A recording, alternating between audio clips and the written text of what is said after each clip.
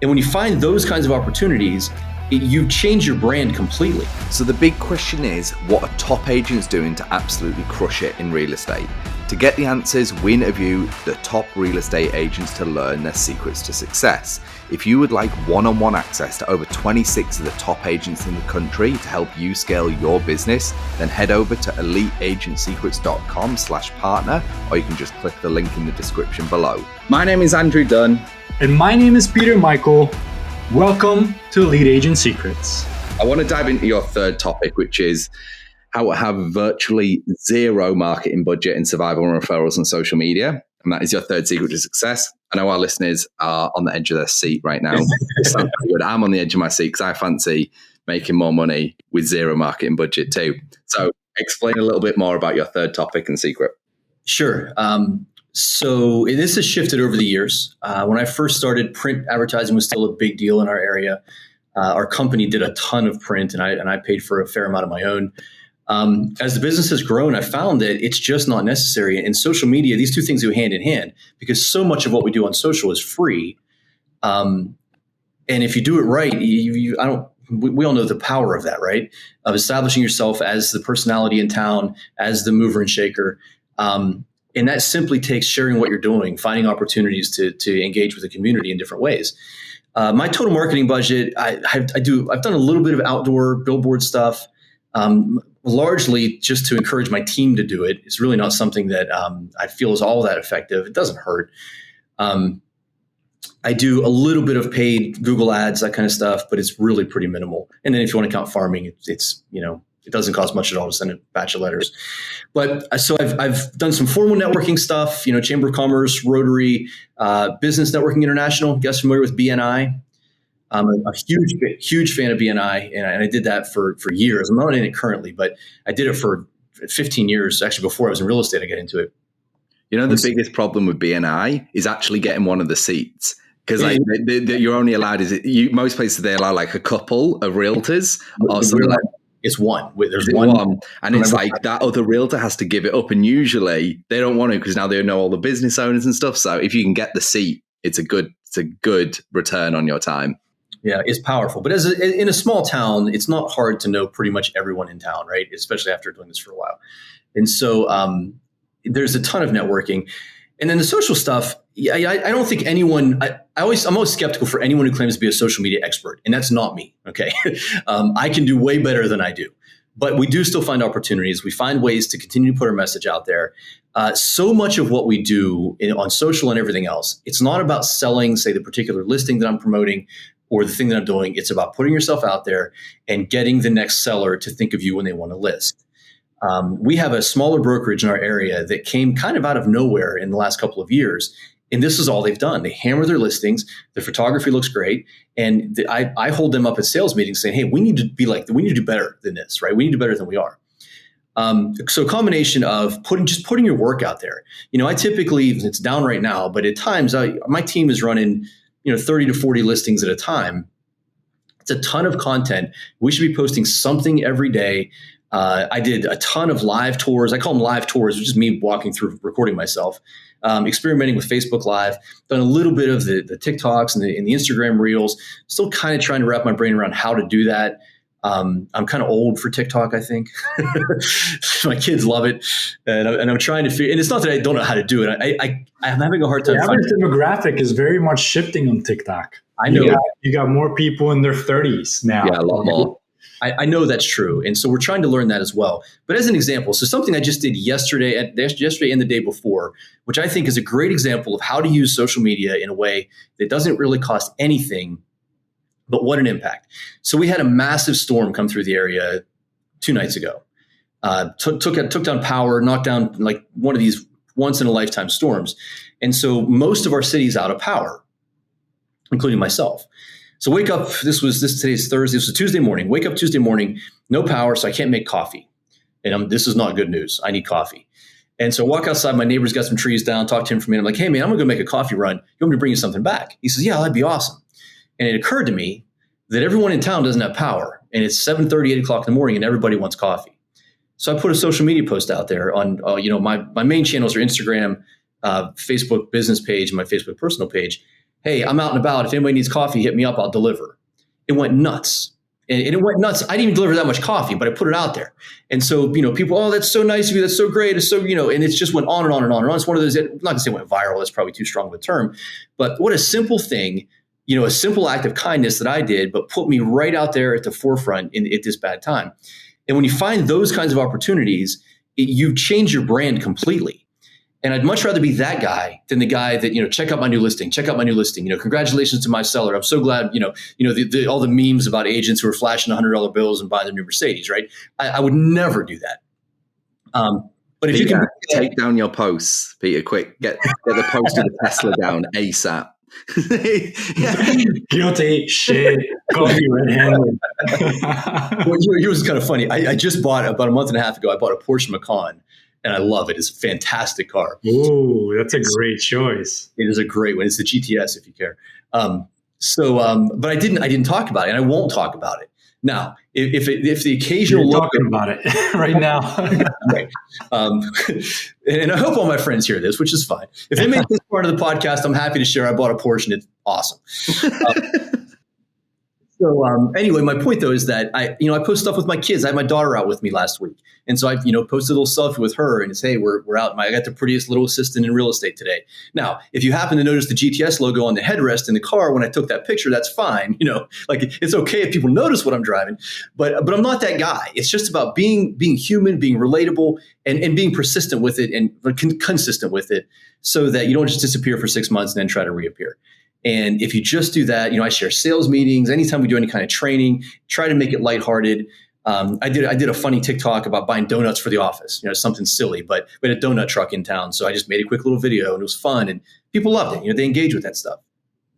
And so that to me is marketing real estate as an agent in 2022. You just got to put yourself out there, use all these tools and constantly experiment. That's the other thing. You never know what's going to kick, what's going to catch. Back when I was doing a ton of the videos, I had, and I did every listing. I would often, when I would go take the pictures of the listing, I would just flip my camera open, walk around, do just a walk and talk. You check this house out. Most of those, given my audience, would get 200, 300 views, right? Nothing special. I had one fairly high profile home. It's just kind of right on a main drag in town. And on a whim, I was late for a meeting and I'm like, you know what? All right, fine, I'll do it. Whipped the camera out, did the video, totally on the fly, unscripted, of course, posted it. It hit 20,000 views. And it hit 20,000 views because everyone in town said, hey, we've always wanted to see inside that house. Well, the message there I would share with other agents is you're not going to get 20,000 views on that one that you do. You're going to get 20,000 views on something you do. You just don't know what it's going to be. So you got to fill, it's a numbers game. You got to hammer it and hammer it and hammer it and hammer it. And then eventually one of those is going to catch. Again, patience, persistence, right? It's the same thing. It's imperfect action, right? Like this is something I'm a big proponent of. Like just start and just do it. And when we started posting on TikTok, I think we got like our first one. I was actually really chuffed with it. We got like 81 views. I was like, how the fuck that worked? Then it was like 40, and then it was like 0, 0, 0, 1, 1, 1. And then after a few days of consistently posting, we were posting quite a lot. Then they started to get like 200, and then 300, and then they kind of worked their way up to like 600 and 700. And I was like, this is interesting because now it's just like we're just putting it out there into the world, and like we're just doing it. Like the thing is with a lot of people is they want that perfect video. They want to give it their best at bat, which I appreciate. The problem is you haven't done it before. So your first at bat, no matter how good you think it's going to be, is going to be shit because you're shit. That's just the truth. Right. And it's a bit like this exact show. If people go and listen back to the first shows, they're just a little bit more rigid because we hadn't done it. And now we've done hundreds and hundreds of interviews. It's like, yeah, please don't go back to the first show. Save us the trouble. Fuck you guys. I think I was the first person on this stupid show. Go back. Go all the way back. We go back to the first shows, I promise. So I just think, for everyone listening, you just take the videos. You just be prepared. You're gonna look stupid. And one of the biggest ones, and I'd love to get. I've got a couple of questions. One is the type of post that I'd love to your like top ones that you love to put out there. But the other one is, what would you say to people? Because I know this isn't just a real estate thing. This is a general social media marketing thing. When people are afraid of being judged by their friends and family. Mm-hmm. what's kind of your opinion on that? How did that feel? Did that ever happen to you? Did you have any comments? Because that's something that I know a lot of people like, oh, I've got my sister on here, my mum, my auntie, my uncle, my friends. Like, what are they going to think me posting real estate stuff? And it's like, oh, I don't care about that. I want everyone to know I'm in real estate. Like that wouldn't bother me at all. I think the difference is, if you have friends who are in MLM businesses, right? If they're the people that you hate to run into at the store, because they're going to hammer you about why you should join their downline, and right, that gets old very fast, and you'll alienate people. So, for example, I won't do that. If I run into you somewhere, I'm not going to hammer you with real estate. I am going to make it known that's what I do. And so one thing I do is I do keep my personal Facebook and my professional Facebook fairly separate, not entirely, but fairly. So if you follow me, if you're my friend on Facebook, you're not going to get beaten down with new listing posts every day. So maybe that's the first thing, is separate the two. But now I post a picture of my daughter with me, and we're cruising on selling real estate. Yeah, we're going to talk about that. So that's one thing, is keep those two things separate. And I think that eliminates the fear. Maybe that's the fear you're talking about, is I don't want to be that guy that is just, people are just tired of hearing about. And that also comes probably from the people that are constantly telling you how great they are, right? I tend to be pretty humble in this stuff. Even, when I hit my 900th closing just a month or so ago, I put up a pretty big post kind of celebrating that. And I don't often do that at all. And even in that post, I was very careful with how I wrote it. And it was all about the humility and thanking, the people that helped me get started, and all the clients and all the lenders and the title companies, and none of the appraisers, because we don't like them, but all these other people that I worked with over the years who, so even in that post that was very celebratory, it was still it was filled with gratitude and humility. And I think it really resonated because of that. Where I see people, it's like the rookie wide receiver in the NFL who catches his first touchdown pass, gets to the end zone, and does a backflip, 3 cartwheels, and throws the ball up into the stands, right? And then you have Jerry Rice, who scores a touchdown, his 800th touchdown. He hands the ball to the ref and goes back and plays another play, right? Goes back to the huddle. That I always want to be that guy. I want to look like I've been there before. And when the new agents come in, that was me, sorry. When the new agents come in, and again, every post is about how great they are and they can't believe, that's tough. And I would never do that. So I think that's the way to avoid that. I don't worry about it. Everyone in my life knows what I do, and they know if they want to talk real estate, I'll gladly talk real estate, but I'm not going to beat you to death with it. Hey, I just wanted to jump in here and let you know, if you would like access to over 26 of the top agents in the country to help you scale your business, then head over to eliteagentsecrets.com/partner, or you can just click the link in the description below. Now back to the show. For me, one of my favorite / posts that I fucking hate the most for the last 7 years is sold above ask, sold above ask. It's like every asshole is selling for above asking. Like, be different. Yeah, really. Like, it actually bothers the shit out of me. It's like, who cares? That doesn't make you different. That makes you the same. Like, prove that you're different. Show your family too, right? That? I said it might mean you underpriced it. Right. Yeah. Well, no, there's so many different things, of course. And it's just like, and I agree with you, it's making yourself different. I think that somebody in Andrew and Peter have seen my path through social media. Like, I hate it, but now I'm starting to embrace it because, I have all these stories. I'm doing all this stuff. I started a YouTube channel. It's just the way it is. And I've been fighting it for a decade. And finally, I'm like, all right, you win. I guess it's around for a while. And, my business has grown because of it. So I can totally understand what you're saying, but it's about habit. I had to make it a habit at first. So for anybody that's not on social media that wants to start, take it from somebody who didn't do it. I would just do Instagram Reels. It's easy. I just do a quick video, post to that, then to Facebook. Then I got into that more and more and more. And now it's just kind of a part of it. So, I think that you have to, in my opinion, you have to set something easy for you to do if you haven't done it. Put a reminder in your phone every day if you have to, or Monday, Wednesday, Friday. Do something simple and just start from there. All the social media people you see started off putting one post a week, got comfortable. It's like Andrew's, said about a show, all kidding aside. This is a super badass show now. And when they started it, they had a vision and now it's there, but you have to start. And I think the first thing you got to do is just take action. Take action and do it. Don't worry about the outcome and keep taking action. Yeah. I've got a couple of comments. Peter, could you just remove that just listed post? I mean, unrelated to what you guys said. The one that Oprah asked? just delete that. Hey, I'm just trying to sell the property. Like my life depends on it. Yeah, Peter's just had to delete like the last 100 posts because it's pictures of the Porsche, the Tesla, money, and just listed over ask or just sold over ask. He's like, fucking hell. Unless you know me, that's the only time you would know exactly what I drive. Because I'm big. I love cars. Like cars are like my thing. Andrew likes race cars. Like he crashes. A lot. Crashes. A lot. Quite a bit. Listen, if you don't go for the gap that isn't there, you're not trying hard enough. And Ayrton Senna said that, and he's a fucking legend. But with that being said, I want to get that last nugget of information out of you, Scott, which is like your go-to post. If you were to say you're getting into real estate, you haven't done social media, what's your go-to post that you would say start with these and work up from there? So for someone new, it really is about activity. You got to show that you're out there working and make it client focused, make it. So I tell you, one of my most effective posts is very similar to the farming letter and it's kind of funny. This has sort of taken over our market, so it's lost some effectiveness lately.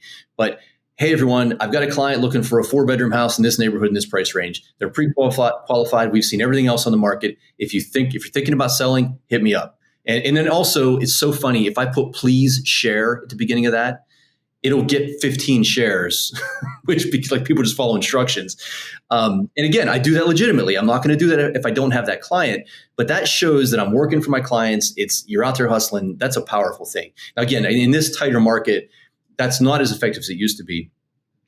You know, we try, and again, we're hit or miss on this, like everybody else is. We get busy day to day and we've got work to do. So the habit is definitely critical. One way around that is I use some scheduling software. And so I'll schedule just straight up listing posts to go out typically once a day on like a 2-week cycle. So a listing doesn't reappear for 2 weeks. And then it's just about finding something to share. You stumble across a meme. People love what we do. That's something I think agents miss is people are interested in what we do. It's a fascination with it's like a hobby for people. They follow real estate. And so when you can share a story, whether it's a success story for a client or just some, interesting stuff like that, they love that. One of the more successful things I've done, and I haven't done this for a while, but I would do a day in the life. And I would warn everyone in the morning, like, hey, everyone, this is going to be a day in the life day. So I'm going to post a lot just for today. I've got a crazy day coming. I just want to share with you what I'm doing. And that's the day where I would, show myself at the gym in the morning. And of course, I would always pick a day where I happen to have 2 closings and 3, like you always pick a great day to share, right? One of those days I did that. And it ended up being like, 15 or 20 posts throughout the day with the qualification that this isn't normal. So don't unfollow me, right? I got pulled over. So I shared that. I was running from one closing to another and I got pulled over. And so I took a picture of like the cop in my rearview mirror. And people love that stuff. They're interested in what we do. And so you just share it. And as a new agent, it's about the activity. We have a kind of rule in our office that you can share pretty much anyone's listings that you want to. And so you're brand new, you have nothing to talk about. Well, look, we have a library of across the office, probably 75 or 80 listings. You should be putting stuff out there. The average person following you doesn't know that beautiful $500,000 home is not your listing. But if you post it or go take a video, like you said, just do it. And yeah, you might be terrible, but who cares? Get your name out there, get your face on it. And it just doesn't take very much of that for that to happen. This happened to I manage a couple of offices, which is where the 25 team members comes from. I also run my own small team. Right now, we're very small. It's me and one other agent. He's a rock star. He kills it. And a couple of years ago, he just started to get active on social media. And I had people come up to me and say, man, he came out of nowhere. Where'd he come from? And I'm like, you guys don't realize he's been a top producer for a decade, but he just started talking about it. And so it's not that hard. You just got to do it. Just post it and get it out there. An ex-girlfriend once told me if it's not on Facebook, it's not official. That's true. So before we wrap up, hold on. We just got to highlight the my next girlfriend part, though. My ex, not next. Oh, my ex. I thought you said next. That's why I was okay. No. So I want to give you the floor, Scott. So if you're buying, selling homes, you've got something else going on, how could people reach out, get in touch, learn more, whether it's phone, email, website, social media? Let the people know where you're at. Sure. So my main platform is probably Facebook. Find me on Facebook, Scott Connors, Harvey Goodman Realtor. I'll pop right up.